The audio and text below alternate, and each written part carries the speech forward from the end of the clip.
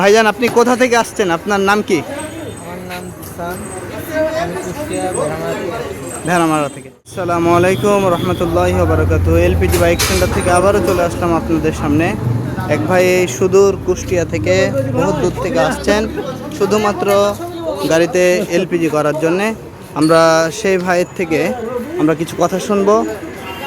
ভাইজান, আপনি কোথা থেকে আসছেন? আপনার নাম কি? আমার নাম জিসান। আমি কুষ্টিয়া ভেড়ামারা থেকে। ভাই, কেমন লাগছে এখন গাড়ি চালায়?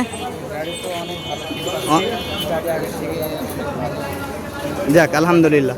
তা আপনি দর্শকদের উদ্দেশ্যে কি বলবেন, যে তারা কি নির্ভয়ে এলপিজি লাগাতে পারে? জি, তারা নির্ভয়ে